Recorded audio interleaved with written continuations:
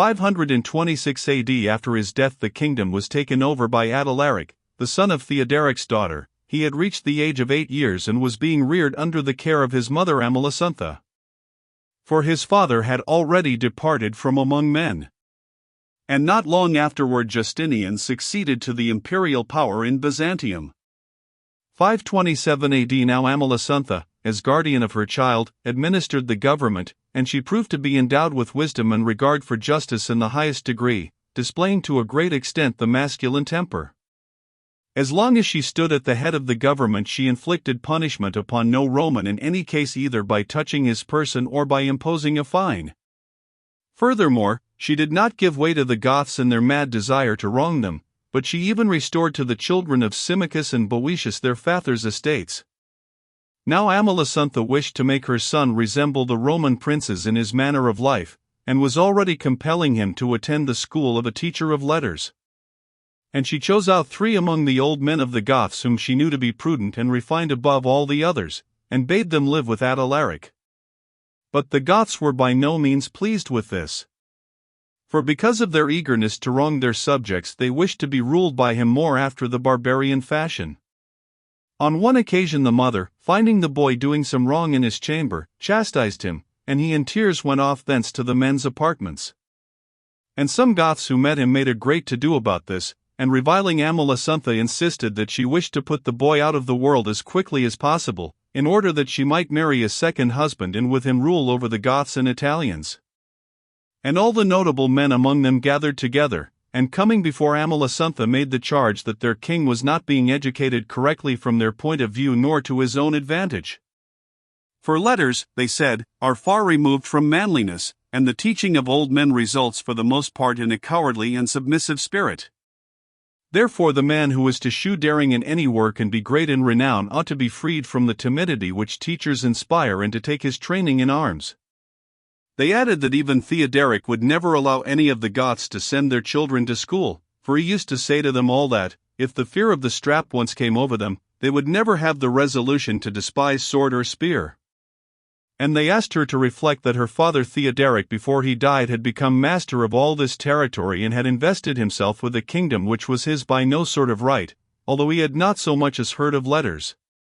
Therefore, O Queen, they said, have done with these tutors now, and do you give to Adalaric some men of his own age to be his companions, who will pass through the period of youth with him and thus give him an impulse toward that excellence which is in keeping with the custom of barbarians.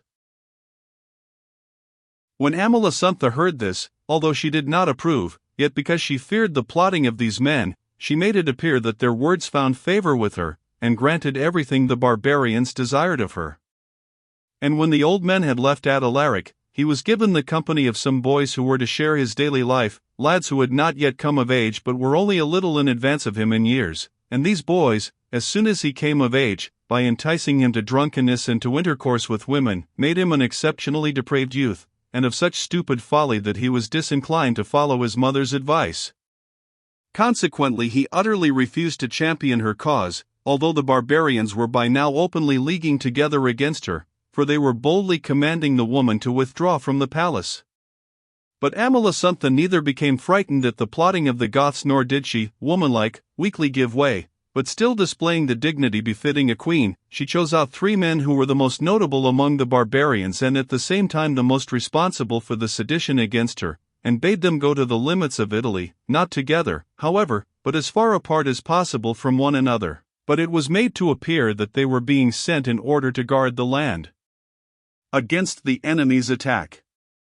But nevertheless these men, by the help of their friends and relations, who were all still in communication with them, even traveling a long journey for the purpose, continued to make ready the details of their plot against Amalasuntha. And the woman, being unable to endure these things any longer, devised the following plan. Sending to Byzantium, she inquired of the Emperor Justinian whether it was his wish that Amalasuntha, the daughter of Theoderic, should come to him, for she wished to depart from Italy as quickly as possible. And the emperor, being pleased by the suggestion, bade her come and sent orders that the finest of the houses in Epidamnus should be put in readiness, in order that when Amalasuntha should come there, she might lodge in it and after spending such time there as she wished might then betake herself to Byzantium.